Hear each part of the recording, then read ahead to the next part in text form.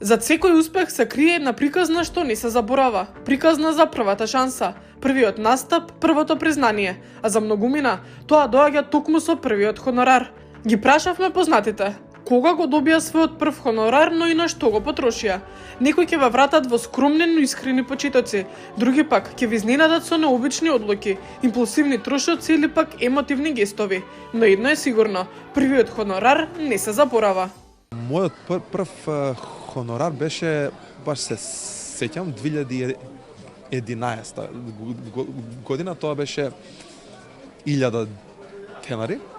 И тогаш баш се сеќавам, си купив една мајчка од 500 денари и останатите 500 ги потрошив на батерии за микрофон, поради тоа што нели бежичните микрофони си бараат батерии едно друго и ете, тоа ги потрошив на тоа.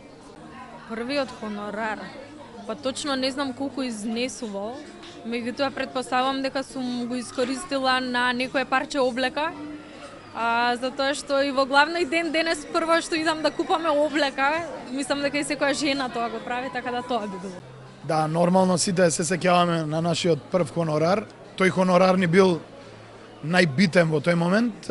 Сме заработиле нешто сами. Се сеќавам на мојот прв хонорар, знам дека беше 1500 денари. Не ми текнува на што ги потрошив, али знам дека бев пре задоволен. Леле, ме навративте 16 години наназад. Па бидејќи не беше многу голем хонорарот, не знам дали сум си купила нешто, сигурно нешто облека претпоставувам. Ама не можам да кажам, не се сеќавам сигурно, ама познавајќи се сигурно нешто било облека. Тоа беше 2009 година, нешто така.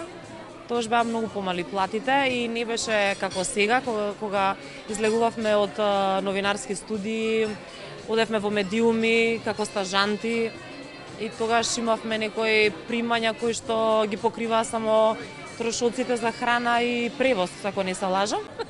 Да, се сеќавам и точно колку беше. Ја почнав многу кратко во А1, ама не стигнав да земам хонорар.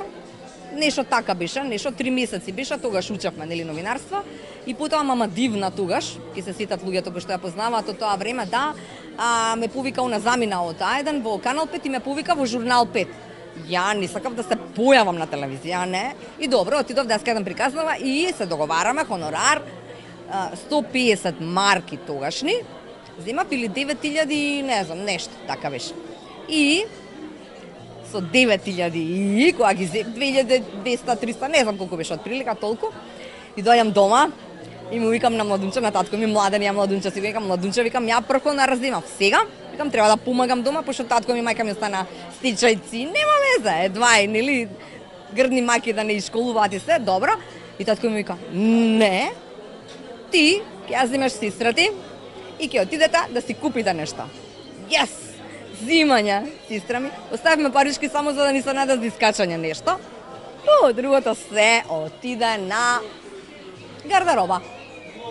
Да, сега вака, мора да признам дека моето прво не конкретно вработување, ама прв хонорар вистински го доживеав кога ме прими на селекција во Македонската радио телевизија пред повеќе од 20 на години како дете, тогаш добив хонорар од 3000 денари. Со задоцнување се сеќавам, поради бирократски причини, меѓутоа знам дека го потрошив на подарок, нешто беше за моите, си купив некаква облека за нека мајца. Меѓутоа, од многу рана возраст започнав да работам со мојот татко, занајато благодарение нему, филигранството, и се сеќавам од првиот заработен хонорар поголем од мојот татко, ќе го поздравам во тој момент, што ме поттикна да влезам во светот на занечиството, си купив со негова поддршка и со поддршка на моите родители, мајка ми и татко ми, првата Веспа ја купив. Така што тоа го помнам од, да речам, работата кога не е поврзана со медиум. Ето така на тоа се сетив. Мислам дека прва вака неофицијална работа ми беше кога бев како уредник во студентско радио Студент FM, мислам дека беше под капата на УКИМ. И ако смеам да кажам, нека биде кажано, 10.000 денари беа и првото нешто што земав, отидов да купам даска за бордање, обувки и така си се опреми, бидејќи тогаш ми беше љубов да идам да бордам.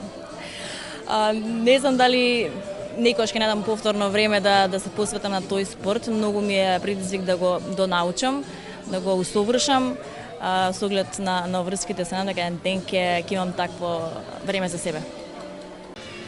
Мојот прв хонорар, да, се сеќавам како денес. Но не се сеќавам каде да ги потрошив, искрено.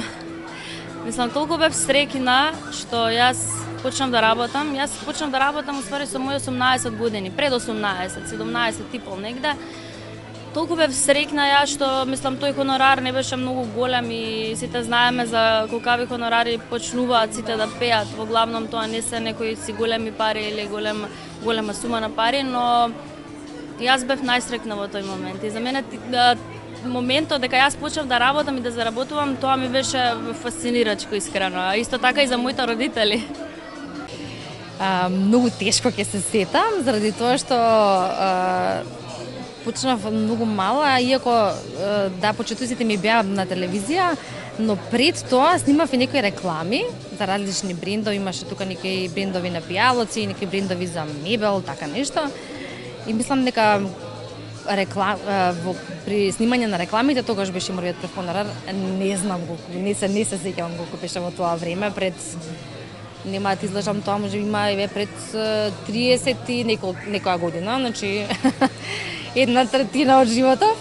А го потрошив веројатно на работи кои што тогаш мене најмногу ми исполнува, како и секој девојче и јас, со гардероба, фустанчиња, шнолички и на такви ситници кои што тогаш ми причинувале задоволство веројатно и во тој дел знам дека и така функционира. Се забавував, иако на некој начин го работев тоа, а со хонорарите те уживав во тие детски задоволства.